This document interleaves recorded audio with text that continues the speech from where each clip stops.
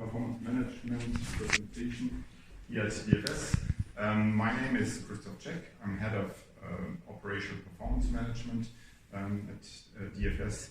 And today we will run through different levels of performance management. Maybe just a few words from my side. So I've been working for DFS now for 25 years. The background is an aeronautical engineer and also a master in business administration. And now for, I would say, 12 years, I'm responsible for the performance management at DFS. So let's see, let's have a view on the agenda, on what we will tackle today. And the first point, let's see it as an introduction, then to come to the core part of the presentation. So we will talk about the performance management process at a general level, at a global level, just as an introduction to start where you have already been last week at ICAO level, and then come down to the European level, FABEC level, and the DFS level. Here it is also shown, so we have this international level ICAO, we will start there, then the European level with the European Union, the regulation, Eurocontrol plays a major role there from an operational side, and then regarding future projects, innovation, we have the CESAR consortium, and the FABEC level, you will see it's more inside Europe, it's closer cooperation with other ANSPs, with Belgium, Netherlands, Luxembourg, France and Switzerland. So here we work also closely together on the field of performance management. And then the core part of my presentation will be about how we handle operational performance management within DFS, and also something that we have been working on more intensively the last 4 years. It's data analytics in close cooperation with performance management, which helps us to run analysis. Okay for you? Very good. So let's start with the first introduction. So you have certainly last week been talking about ICAO Doc 9883, the global performance manual, more or less, and here you have, let's say, this general process on how to define and apply such a performance-based approach in your ATM context, and with a generic ATM performance framework and set of key performance area. So that's the starting point, but then you have to ask yourself, what does this mean for me, for my company, for my country, how to define our own performance framework and so on. And that's what we want to go through now. So this general process, it's a 3-step approach that is described in there. So you start first of all with the ATM community expectations. So what does that mean is mainly the requirements, of course, from the airspace users. So there are different airspace users. You have the civil, the military airspace users, and so on. And they have to be translated into performance targets. So you have to make your performance measurable through data and define key performance indicators to measure them. Then, and this is a continuous process, you will assess your performance, so your current performance, but also your future performance, and see where you can identify performance gaps. And this will then, in the third step, help you to optimize, so to close these performance gaps. So this is a very generic approach there that you run continuously. Of course, you ask yourself continuously also, are there new expectations, new requirements to be translated into targets? But this is really the recurring process. Just to know what we're talking about, I would like to define or to set some definitions here. When we're talking about performance, there are a lot of buzzwords that we're talking about. So you have, for instance, the performance framework or scheme that is used here. So that's the definitions of objectives, especially key performance areas, key performance indicators here. So that's the performance scheme. Then the performance monitoring that includes the reporting also on performance, and it's also a recurrent process where you continuously analyze your performance and see how it evolves compared to the targets. Performance planning, it's more looking into the future and based on your project portfolio, also define what will be the performance evolution in the next years and what will be then the gaps you expect over the next years. Should switch that off, but sorry. Then we have, this is also driven by the performance assessment here, so I jump to this one. Performance assessment is really when you have your project portfolio to assess the performance benefits of each project and then sum it up and see how capacity will evolve, how environment KPIs will evolve, and so on. Yeah, the target, I think it's self-explaining for each of the indicators. And there we will see that we have key performance indicators and we have key performance indicators. So it's PIs and KPIs. And for the KPIs, we define performance targets. And then we do that mainly at European level, but not only. We have performance benchmarking. So we look at the performance of others. You have to be very careful there. Some things are comparable, some are not. And try to look at best practices and see how other work to improve our performance. If I just may, so you may recall we elaborated a little bit on the difference between key performance indicator and metrics, for example. And as you just put it, to have a KPI necessarily means to link it with the target, right? So there must be an objective, as Christoph just said. And I'd like to remind you to raise questions as they come across your mind. He's a super expert and ready to answer any questions. Okay. Let's move on. So in the context of ICAO, and that has been taken over then also in the context of CESAR, you have 11 key performance areas that have been defined. Yes? So including also some that we don't use on a daily level, like participation, meaning you have different airspace users, not only civil military, but in the civil you have of course general aviation and so on, or even more, and that's tackled here. And I would like now to go on to those that are relevant for the European regulation that has been chosen. So we have safety, we have capacity. Here it's called cost effectiveness, but then they have translated it to cost efficiency, which is more or less the same, and then environment. So these are the four that we will focus on on the next slides. Again, just a second again. Yeah. Sorry for the no. But I think it would be worthwhile to relate to what we have discussed before, right? So we just are about to doing these exercises, and you defined a number of areas, 7, yeah. And just to tell you that the DFS partnering at European level is pursuing 5 only. It's 5 or 4? Four only. So it's a big company. We have a lot of money and whatever. Never enough, of course, yeah.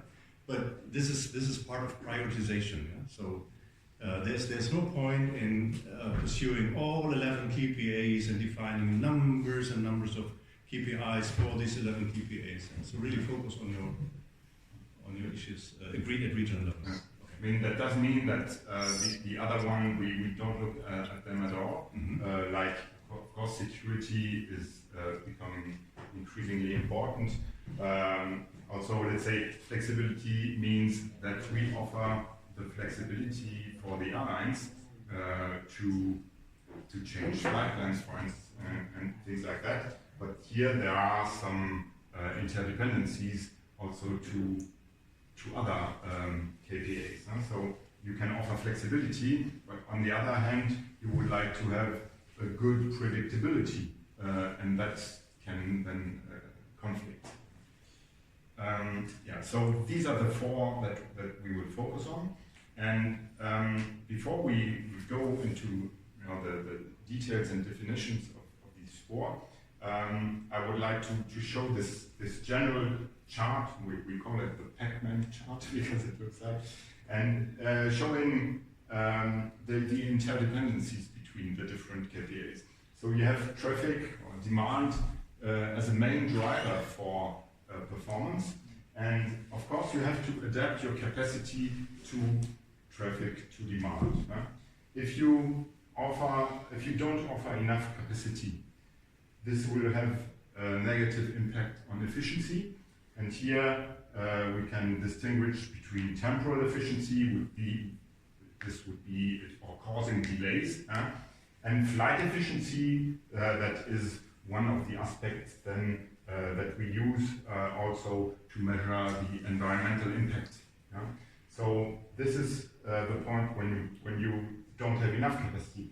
If you offer too much capacity, then this will have this will also reduce your productivity and have a negative impact on cost efficiency. So that's then this trade-off you have to do, and in the end you want to offer the right capacity to have a good service for a certain level of traffic. And of course we have safety as the KPA surrounding everything that is of course the number one KPA for us, and it's the main topic in terms of ATC, ATM. Okay, so that's introduction part one, let's say. And now we come to the European Performance Regulation. And just maybe a little bit of history.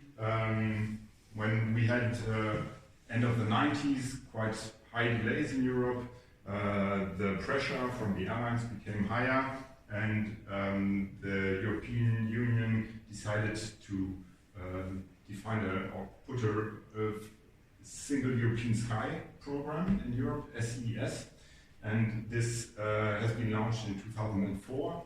And then in 2009 there was a second package we will see from this single European sky regulation framework, and this then introduced the performance regulation, which started then in 2012. And you can see the main objectives were, of course, safety standards that have to be harmonized, then also to offer enough capacity, but also at a reasonable price. So you see here we have interdependencies also between these objectives. And to achieve that, the first step then was to create so-called functional airspace blocks. And we already talked about, you have already heard about this FABEC here. Here we have Germany, France, and the others building this FABEC functional airspace block. And this SES2 package, which was put in place in 2009, focused on different areas. So we have this new regulatory approach with the performance scheme, and we will go now into this because here the KPAs are defined and so on, functional airspace blocks, and also Eurocontrol in Brussels as the coordinating instance, as or unit for harmonizing and coordinating activities throughout Europe. Then we have CESAR here, this technological part, the EASA, responsible for safety, and then we have another focus on capacity. And We have then a regulation framework that has been, a regulatory framework that has been built up including the regulation for performance management. And the one that is applicable now is this implementing rule 2019-317, where the performance framework for Europe is defined, including the KPIs, safety, environment, capacity, and cost efficiency. And then you have also further instances like in the context CESAR, R&D, where you also use then for performance targets to drive your research portfolio, to validate it, and then from this research and development area, you come into the deployment area. So there is the CESAR R&D and the CESAR deployment level, and there this comes back into regulations, which, let's say, forces us to implement certain new ATM functionalities. So, and all of this is driven by a performance approach to make sure that we will improve our performance in the future. One question? Yeah. Regarding the European Union performance and charging scheme. So actually, European Union, they have official document about what performance you have to achieve. Yeah. Right? And Exactly. that performance will be expressed in terms of the level of safety, the level of cost efficiency you have to achieve, right? And they also have the mechanism to monitor for performance, right? Exactly, but that is not done by the European Union itself. It is supported by a certain department of Eurocontrol also to do this. Also, all this monitoring comes, of course, from the operational part, and there is a support to regulation coming from Eurocontrol.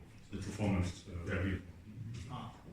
And one question on our topic. So the charging scheme will be in principle that if you achieve that performance, you can apply this specified charge for the airlines, right? If you don't meet the expected performance, you cannot charge them as my basic one. We'll come later on to the incentive scheme. So there is, let's say it's not a direct link. Of course, we can charge independently from the performance, but a bad performance can have an impact on what you on the charges also. But we'll come to that. I will show the incentive scheme that has been put in place for that. So that sets the framework for us, and here's just for you to see how this is planned. So we started in 2012 with the first reference period that for, let's say, as it was the first one and there were a lot of things to test, it lasted only 3 years. And then we went into these 5 years periods. We had the RP2. For the RP3, as you know, COVID were just starting at the beginning of the RP3.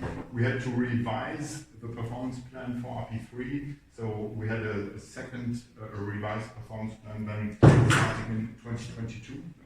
And now we just started with RP4 in 2025.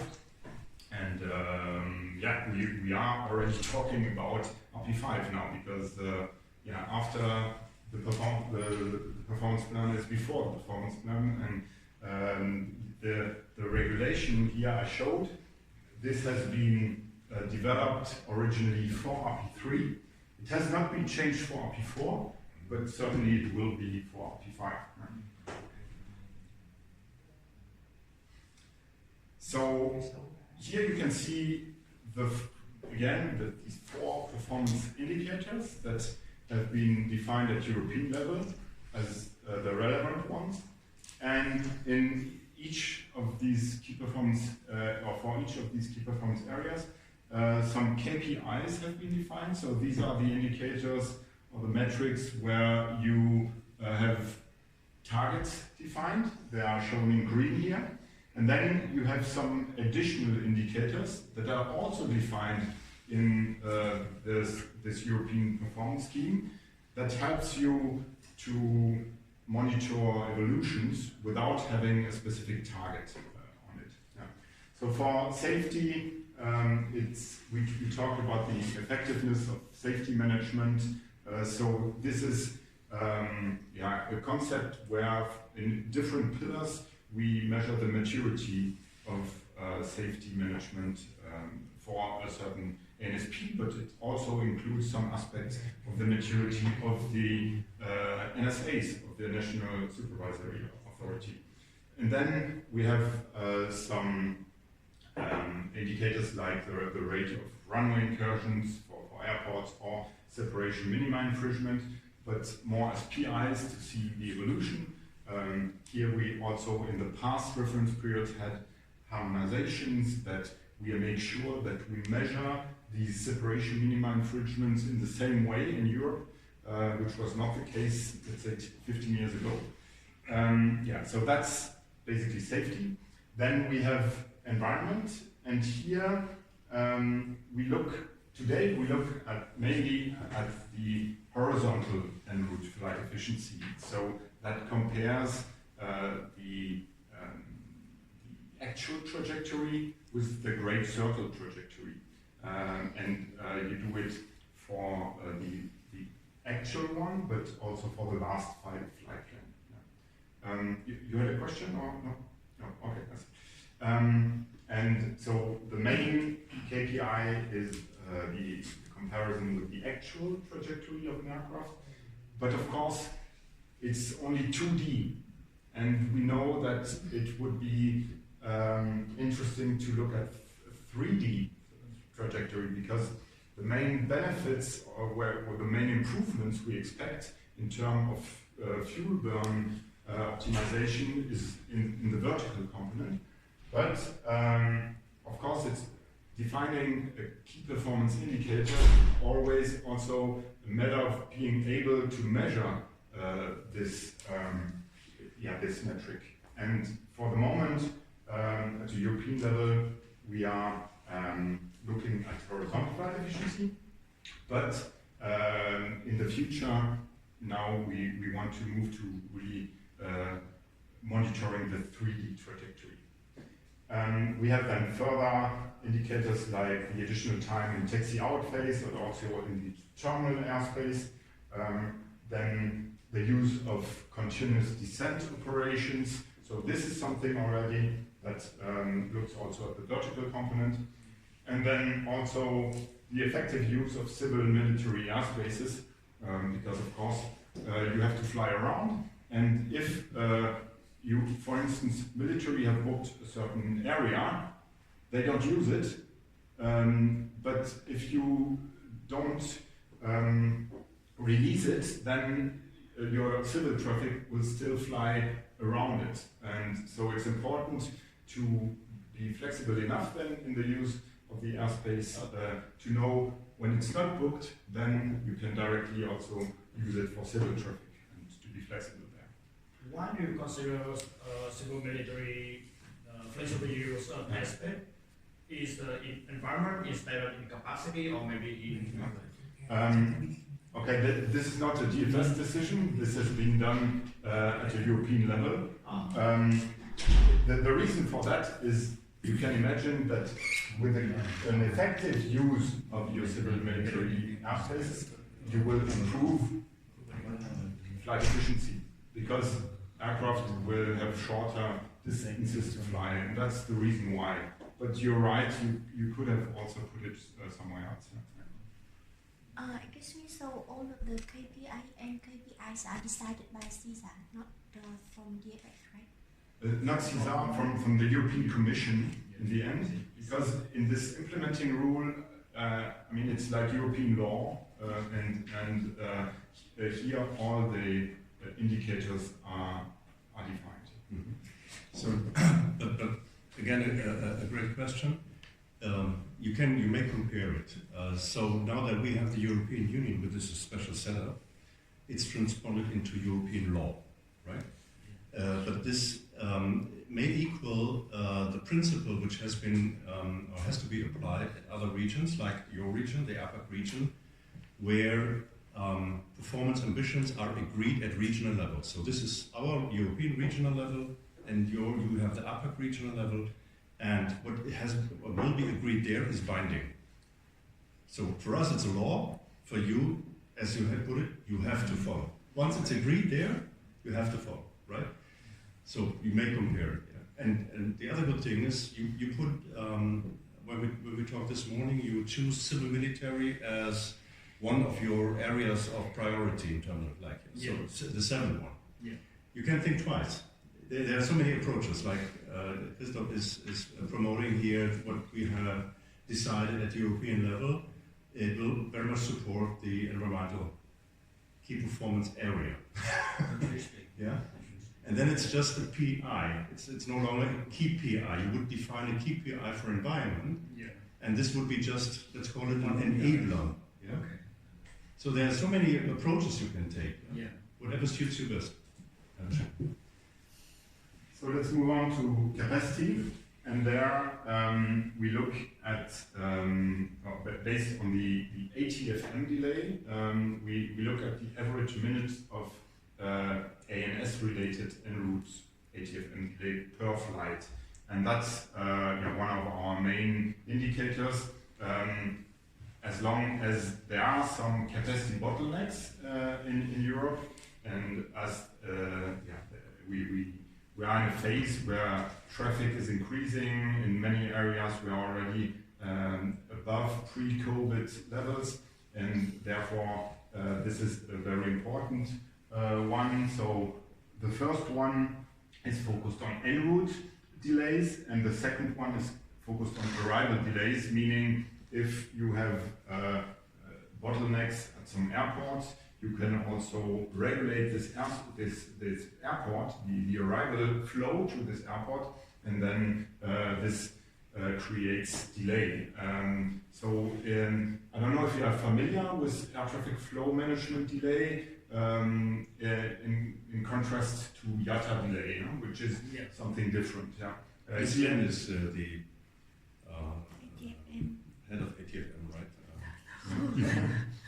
Okay, so you know that it's not the real delay that the passenger experienced, because it's a virtual delay comparing the calculated takeoff time with the estimated.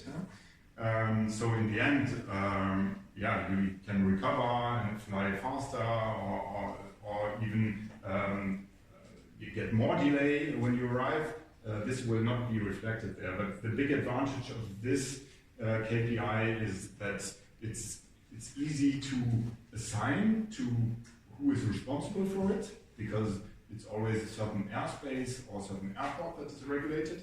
And you can also, when you define regulation, add a certain reason with it. So you know, was it weather related, was it staffing related, was it because of some military exercise, a special event or something like this. Yeah, you have then slot adherence as a PI, showing or monitoring how your slots, so I talked about the calculated takeoff time. You have 5 minutes before, 10 minutes after you are allowed to depart, and the slot adherence looks at how these slots are adhered, and how close you are to these slots, within your slots when you really depart and want. And then we have pre-departure delay also per flight. This is linked to the IATA delay then, and so you need a certain clearance process, because we'll have 1 or 2 slides later on the IATA delay. There is, it's more difficult really I would say, to assign it to the real reason, because, and that's why you need a clearing instance then to have a view on this assignment afterwards. And then in terms of cost efficiency, we look at the determined unit cost for en route and for terminal area. What's behind it are not the user charges, but the unit rates. So we have a target on the unit rates, but between the determined unit cost and the unit rates, you have some further effects coming on top. That's why it's not one-to-one the same. Just for instance, so-called carryover effects. So for instance, there are some components when we, for instance, there's a traffic risk defined in the implementing rule. If traffic, like during COVID, is 50% below, then ANSP would not carry the entire risk of it, and everything which is less than 10% then would be, the cost for that would be, with a carryover effect, 2 years later, would be then would lead to an increase of the unit rates. And that's why you have your cost plan for the next 5 years per service unit.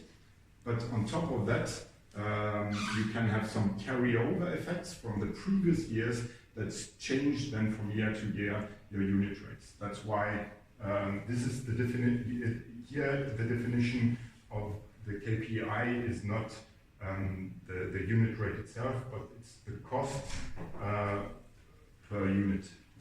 Excuse me, the cost per unit here means like a unit here is like a sector or maybe a service or unit? No, it's a flight more or less, but not only the flight itself, also the flight length and the flight or the maximum takeoff weight of the flights would then, through a formula, give you the number of charging units that is applicable to the flights. I think that's international. Okay. Yeah. And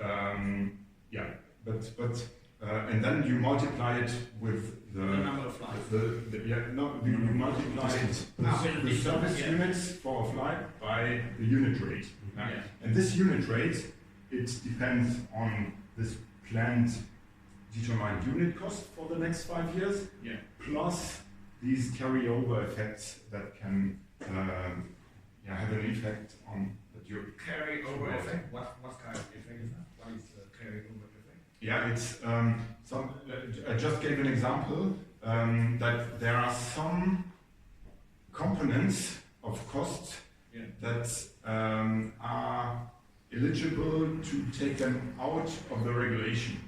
Some risks, for instance, because ANSPs cannot react as flexibly as maybe any other industry on changes in demand. And that means we are responsible for, or part of the risk is taken by ANSPs as long as traffic is 2% below plan, between 2 and 10% below plan, you share it between ANSPs and airlines. And then if it's more than 10%, then we don't take the risk as ANSPs. Yeah? And then that means that the risk there is reassigned 2 years later and leads to a higher unit rate. But you really redistribute the risk still to the airlines, but maybe some years later. Absolutely. But not back to the government. No. So the airline has to pay anyway. Yeah, the airline has to pay. Will be charged anyway. And as Christoph just pointed out, this is, by the way, very very political driven. Also the definition of a unit rate. So then you discuss the traffic forecast up and down in order to also support airlines economic wise and so on. So if some, as he put, it's called the X+2 compensation mechanism, right? something happens, so you have planned for it, everybody does this cost planning, airlines as well, and suddenly something happens, the ASB is not responsible for. Let's make it more easy, right? It's very complicated, but to put it more easy. Then you cannot stand up and say, sorry, something happened, you have to pay double, because the airline is not prepared for it. And this is the mechanism to say, okay, but be prepared, in 2 years' time from now, you have to pay the 2 years old bill. What the difference, right? So you cannot like pass a bill to the government and ask, No. okay, European Union, please give us some money. No, it's the airline that will finance it. Oh. And now, like with COVID, the gap was so high that usually you have this N+2 mechanism, but there it was decided to spread it over 7 years because the impact on unit rates would have been huge otherwise. Okay, and beside that, we also look at the actual unit costs and for en route and terminal as a PI. Maybe raise a question, because this must be really hammered in your head, right? So what is the difference between the KPI and here you call it the PI, right? So what is the main difference from your perspective? KPI maybe is No, I'm asking you. I know. It's, Yeah, of course, the commitment is a different one. In the end, if you have a KPI with a target, then of course the monitoring of the achievement of this target will be different, and the focus of the European Union and also our focus will be improved. And of course, we have to provide explanation if we are not able to achieve these targets, and we have to provide some mitigating measures if we are not able to meet the targets, to show how in the future we will be able to meet the targets. And I showed that the reference periods, they are defined over 5 years, but then year by year the performance is monitored, and we have to define mitigating measures. And it's for each country, now we have a national supervisory authority looking in detail on how good we are, and also what improvements we're doing. Okay, Yeah. very good. Thank you. Yeah, and just to show you that that the European performance scheme is evolving now for RP4, even though the implementing rule has not been changed. So meaning also the KPIs have not changed, but some additional PIs have been implemented in the context now of capacity, for instance, or in the context of environment. So we are talking, just to give you an example here on this throughput indicator we call it, because when you talk about delay, you never know whether delay was made or generated because capacity was too low or because traffic was much higher than planned. And here through this throughput indicator, you measure how good, when you have made delays or generated delays, how was the throughput offered, how was the capacity offered through a certain sector. And this is something now through a new indicator that we are monitoring, just as an example. Yeah, but very good. Again and again, sorry, Chris, but again and again, you could call it a metric as well. So this metric supports you in assessing, yeah, and then you understand where's my problem, right? And as you put it so perfectly, there's no target. It's not linked to a target. It's just helping you to understand your performance. Exactly. And the KPI must be linked to an objective, to a target. Okay. Yeah, and it's very important, and that's the key objective is really when you have an evolution of your metrics to understand the rationale behind where the effects of the drivers leading to this change. Huh? And that's why other additional metrics can help there. Yeah, same for environment there, as the European Union and all the stakeholders know that looking only at horizontal flight efficiency is not enough.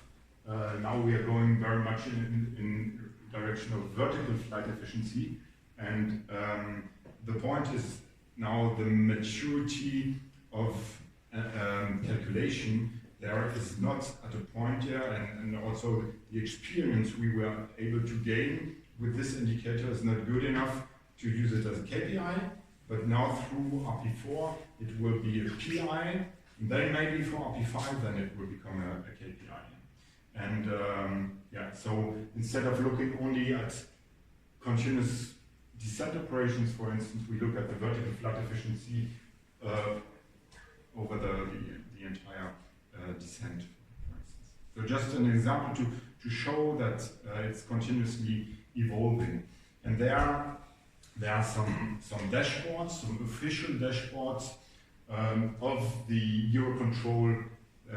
It used to be called Performance Review Unit, but now it's called Aviation Intelligence Unit of Eurocontrol, and they are providing the regulatory support to the European Union, and there is a dashboard of this Aviation Intelligence Unit, the portal here, where we can monitor year by year, but some also month by month, and then you have the data also available for download, how the indicators that are relevant in the context of the European regulation evolve for all the countries and our ACCs also sometimes, and there then this is translated in the very official EU dashboard, where then let's say the main data there are reported.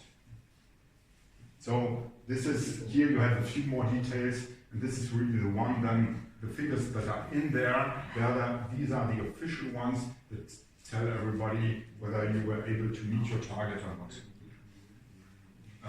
Yeah, in the slides, I mean, I assume you will share the slides afterwards. You have the links also to these different portals. Yeah, you get the presentation with the documentation package, okay. right? So then it gives me the document package will include the European Council regulation and like for example 5-year performance target. For the time being not. You have the presentation that all my lessons are based on. You find a lot of links. Yeah. Also to the European Performance Management Report. The last one was published for 2023, right? Yeah. So and there you have all the access.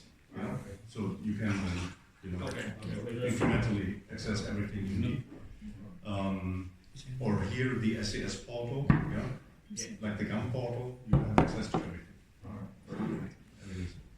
Okay, so that closes now the chapter on European regulation, and of course we also have then on a more operational level we have further performance reports and dashboards provided by Eurocontrol that we use more on a daily basis because it's looking at the annual figure is maybe important from a political point of view, but it's nothing that will help you really to drive your business day by day. So here for instance we have a ranking of the European ACCs with for instance here Marseille ACC in April 25 had a lot of staffing and also capacity delay and so on. This is shown here, and we have dashboards. I don't want to go into all the details, but we have a lot of dashboards provided by Eurocontrol. We will have later on deep dive on our dashboards. Here this Fathom dashboards, where one is looking back 35 days, the other one 14 months even. We are able to analyze and filtering by let's say aircraft operator or group and so on, or by market segment, or looking only at the low-cost carriers, how the performance also, so it's not done only for NSPs, it's done also for airlines, how good the performance was in terms of punctuality also and so on. Then we have this compass or CO2 pass which is provided. And of course, as you could derive from the name, this is more focused on environment and showing fuel burn, fuel per minute, fuel per flight, and so on, tons of fuel burn. For also the same thing, you can look at different airlines, but you can also look at different airspaces there. And then we have, this is more linked to the European regulation, because in the European regulation you have targets and you have also a delay forecast behind. So this is just to show you now that this is at a network level, but you can choose any ACC in Europe, and then it will show you how for 2025 there is a phasing day by day, or you can also use week by week or month by month, on where we will end at the end of the year. And there is a projection here on the actual delay. This was the delay forecast, so the actual delay is lower than the delay forecast. But this in blue here is the delay derived from the targets. So this year we have to achieve 0.9 minutes per flight. That's the European target. And as you see, we are above, so at a European level. So, and then you are able to make a breakdown and see some ANSPs have are high performers, some are low performer, and so on. And this is really to project your current performance to the end of the year. And here, this is a different one now. I talked at the beginning about predictability, which is very important in a context where capacity is a scarce resource. Then we are very much focused on a good planning, providing the right capacity. But to provide the right capacity, you have to know what will be the amount of traffic I can expect. And if this predictability is not accurate enough, then you will not be able to provide your capacity. And imagine a supervisor in the control center, instead of getting 45 movements per hour, he gets 55. What will he do the next day? Then he will regulate even lower, and this will waste capacity. So we're focusing now on flight plan adherence, or also called disciplined flight plan execution, meaning that what has been planned has to be flown. And this is a big focus we are putting on this summer, to really try to fly as fired. It's all stakeholders have to participate, because of course airlines, they sometimes want to fly something different, but also controllers, they would just give a direct without thinking what would be the impact on other sectors afterwards. And this can then change, of course, the amount of traffic that has been forecasted and lead to bad predictability. So this is to close now this regulatory framework. And before we come now to the DFS, Operational Performance Management, I would quickly like to go through this FABIC level. So I don't know if you have heard about, well, you know what FABIC is. So 14 ACCs, 89 airports, and so on. We have, out of 10 or 11 million flights in Europe, we have more than 6 flying through FABIC. Of course, these figures are pre-pandemic, but we are more or less today at a similar level. And of course, a lot of military traffic also in this core area of Europe.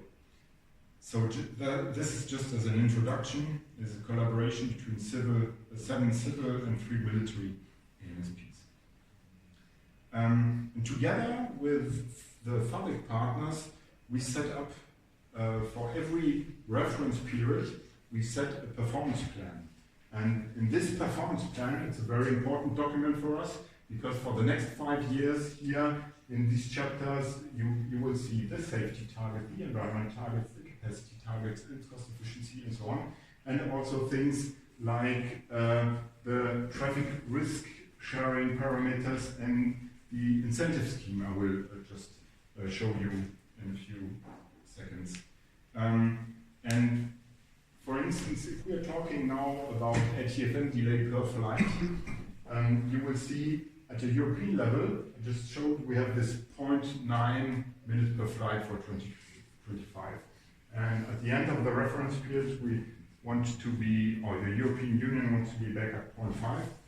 And that means to reach this 0.9 at FABEC level, we have to reach 0.6 at DFS level, we have to reach 0.39, and each of our ACCs has to reach even a lower number. Because in the end, you have, let's say, 10 million flights or 11 in Europe, you have 6 in FABEC, 6 million, you have 3 million in Germany. Yeah? But a flight in Germany is only half an hour, a flight in FABEC is 1 hour, is 45 minutes, and in Europe it's 1 hour and a half. So it's not comparable, but in the end, if you divide the amount of minutes that you are allowed to make by the flights, these are the figures you get. And so this is important that you also choose indicators that allows you to drill down the performance. And that's not the case with all indicators, so that's important. So how do you come with the target number? How do you define the target number? Yeah, that's a good question. So this here is defined first at European level. So there is first, before we start with our performance plans, there's a decision at European level what will be the European targets for the reference period. And then it's Eurocontrol, as support for regulation, they will define so-called reference values. Reference values that tell you what is the performance you have to achieve, so that at the European level we will be at 0.9. But of course, there could be many different scenarios whether France is allowed to make more delay, or Germany, or Italy, and that's why we have Eurocontrol as a neutral instance. They make a proposal taking into account also the historical capacity, what is planned in the next years, and so on. And they make a proposal for these reference values, and then in the performance plans, we should use these reference values as targets, except if we have very good reasons to convince our NSAs that we need, let's say, higher targets. And that has been done in the past, but this year, for instance, or for this reference period, the NSA decided to take these reference values as given. So actually, probably I'm wrong, but is the DFS target is proportional to the European target based on the proportion of DFS aspect to the EU aspect, right? Yeah, it's proportional, but of course it depends also on the capabilities of other ACCs. So let's say if we would be the only ANSP in Europe with capacity problems and all the others would have no problem, then we would be allowed to make more delay. But if we are very good and other they have capacity bottlenecks, this will probably lower also our targets. So that's why it's important there to have a neutral unit, Eurocontrol, and they assess it and do some simulation to find the best distribution of delay targets or the best breakdown of this European level to the lower levels. And European, at their level, how do they define the delay target? How do they define that? Political reason? This one? Yeah. That's very political. So it's not based on any statistic or simulation, but let's say for years we try to achieve these 0.5 minutes per flight. It has been defined 15 years ago that 0.5 minutes per flight would be a good figure. Yeah? From our point of view, it's too low, but politically, it is the acceptable level of performance, including weather delays also.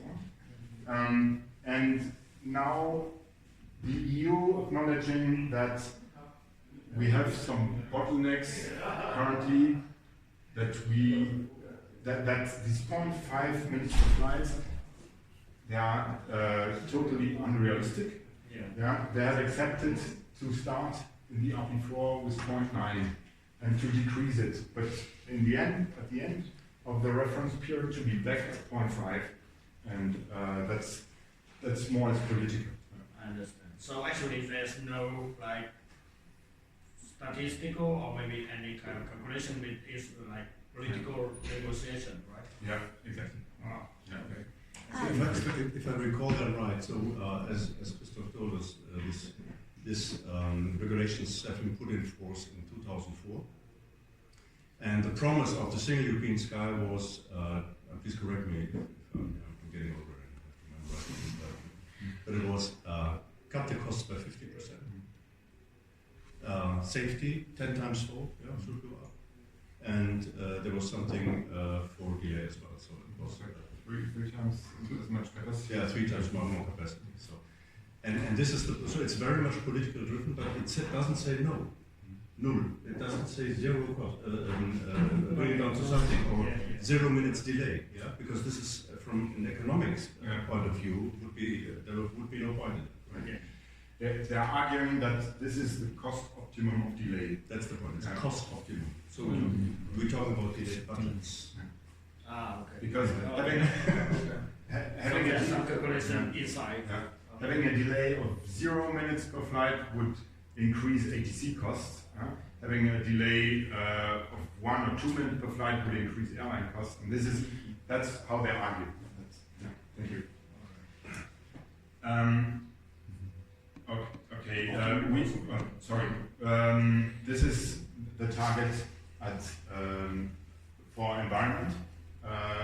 Here you can see the breakdown is not straightforward. So we have a higher target now at FABEC level and then at European level, and then a lower again at DFS. So this is just to show that the negotiation with your NSA, of course, also plays a role here. And this is I was talking about the financial incentive scheme, and for capacity we have a financial incentive scheme. So here you have the delay, the ATFM delay, and here you have your target. And for instance, so we call it pivot value, but it is the target of 0.289 minutes per flight.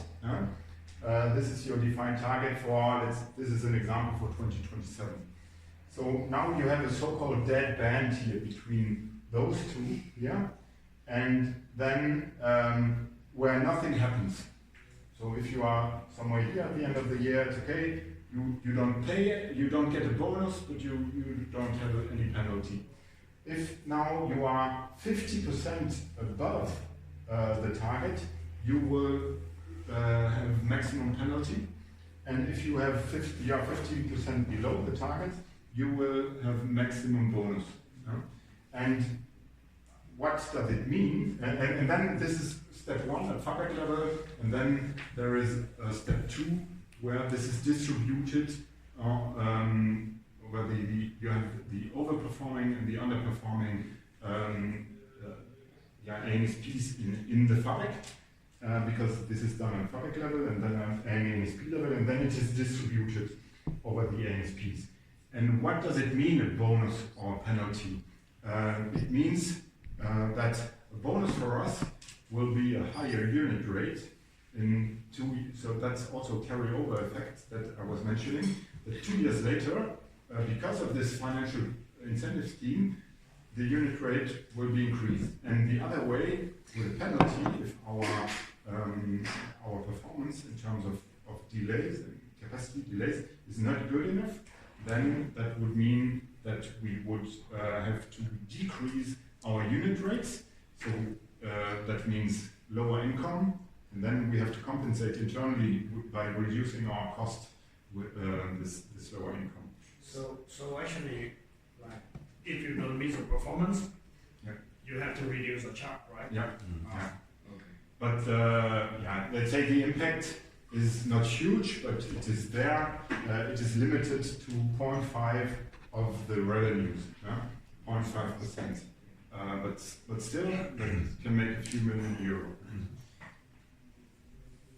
Okay, and then I was talking about the annual report. So we have this performance plan that is defined for the next 5 years, including all the targets. And then year by year, we have this monitoring report where we define where we put down the actual performance, but also all the mitigating measures. Year by year, they are monitored by the National Supervisory Authority and then collected also at the European level. And yeah, we also have some kind of dashboard, FABEC level. We will have now on the new FABEC homepage now in a few weeks. We'll have a new dashboard. That's the current one, where you can continuously monitor your performance at FABEC level. Yeah, that's just one example now, because later on we will come into our own performance dashboards. So yeah, that would now conclude, let's say, the third part. First part. Now we would yeah, start with DFS operational performance, Yeah. and maybe it would be a good. Yeah, I think we do a break now. I- Yeah, we do a small break. We have an espresso or a cigarette or Yeah. whatever is most suitable, and we will walk a little bit.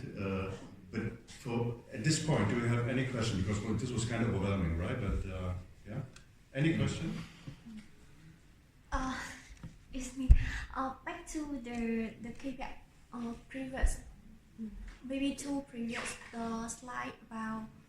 I can see 3 level. The previous one. This one? Yeah. Yeah. Still the previous. Okay. So I can see here is a 3 layer from Eurocontrol to DFS and then the ICC. So four. Yeah, for No, 1, okay, 2, but- 3, and then 4 the ACC. Yeah. I'm just wondering about the way you divide it into each ACC. For DFS is 039 and then down to the ACC. How can you divide? How can you decide it for each ACC? For example, in safety field we have the acceptable level of safety performance. So for each PI we can divide it. For example, for each unit we can calculate, and the total will be the maximum of the VHM. But it's different here because I can calculate. It's not. Yeah, because the reason is here we're talking about delay per flight. Yeah. So an amount of delay minutes Yeah, I see. divided by number of flight. But a flight in Bremen ACC is not the same than a flight in Langen Yeah. ACC and so on. So in the end, the sum of all the minutes that you would calculate there would be equal to the sum of the minutes here. And the same, then the sum of the minutes of all the DFS ASPs would be equal to the minutes that are allowed here. And in the end, the same at European level. But as you divide by number of flights always, and flights, as I said, are not comparable, it's mathematically, you cannot add up these to achieve You mean it this. in ratio, not in sum, right? Mm. So here we are talking about average delay per, no? Okay, flight. Average delay per flight. And imagine a flight is crossing the area of responsibility of more than one ACC, right? So, and then the question is, I try to make it as easy as possible. What is the maximum allowed contribution of this ACC to this flight in terms of delay? Yeah. So My proposal would be you have your coffee break, and when Yeah. you come back, I have just one table where you can see Perfect. the minutes and the flights, and then it That's clear. perfect. But again, this is very much different from safety targets, right? Yeah. And tomorrow from 12 o'clock we will have Ricarda Kraft talking 2 hours about safety, which is a good thing. Okay, so please stay together as a group. We go down. Please stay together. All right. We go down. We have an espresso tea or whatever. Okay, cigarette. And then we shall be back at, let's say, whenever you have 15 minutes. Okay. Yeah. 2:30. Passt das wirklich auch von der Zeit, von der Bahn? Ist es schlimm, wenn wir einen Tick länger machen?